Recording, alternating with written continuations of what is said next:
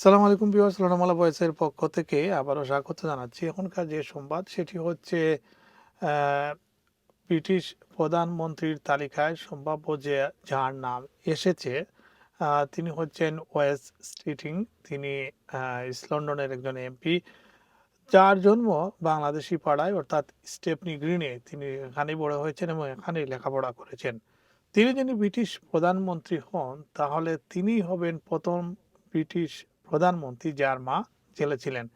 এবং তিনি তার বইয়ে, আত্মজীবনীমূলক বই, সেই বইয়ে তিনি নিজেই লিখেছেন যে তার যে নানা ছিলেন আহ, কুখ্যাত ডাকাত এবং তিনি একটি ডাকাত পরিবারের সদস্য।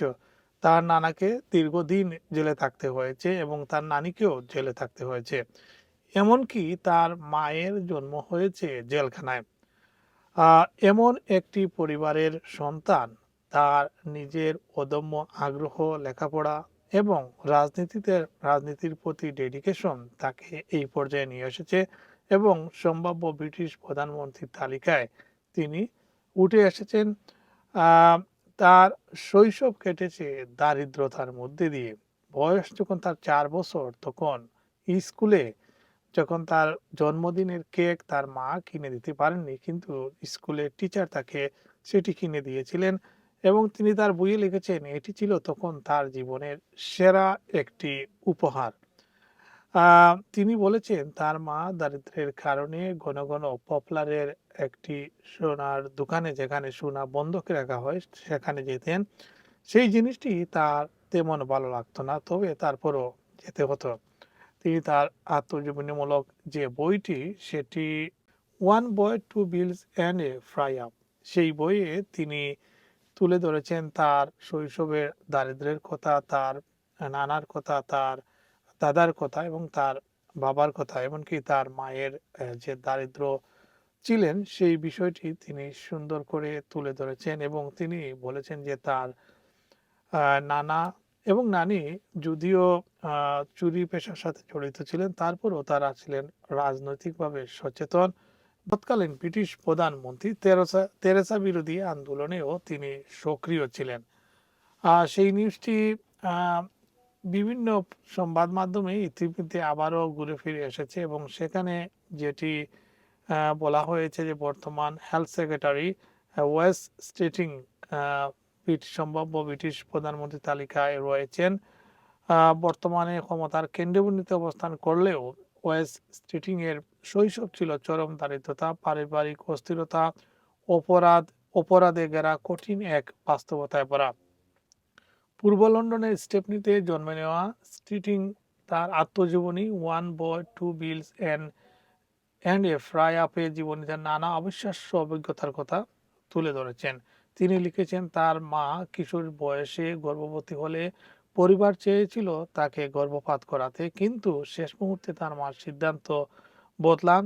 সেদিন ক্লিনিকে যাওয়ার কথা ছিল।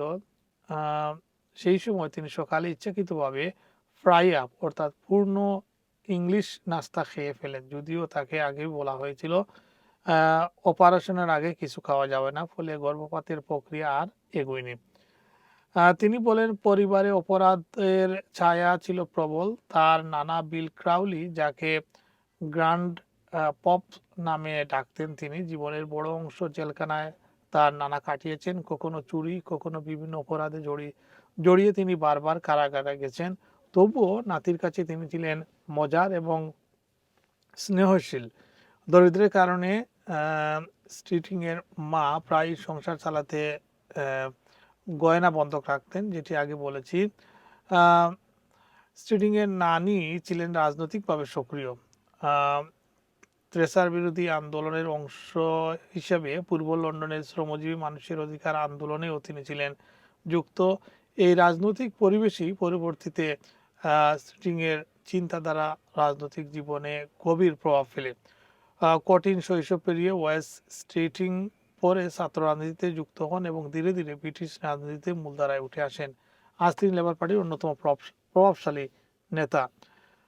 এমন একটি পরিবার থেকে ঘুরে দাঁড়িয়ে তিনি উচ্চশিক্ষায় শিক্ষিত হয়ে ব্রিটিশ পার্লামেন্টে কম বয়সে গিয়ে এখন ব্রিটিশ রাজ্য অর্থাৎ ব্রিটেনকে নেতৃত্ব দেওয়ার সুযোগ এসেছে ওয়েস্ট স্টিটিং এর হাতে।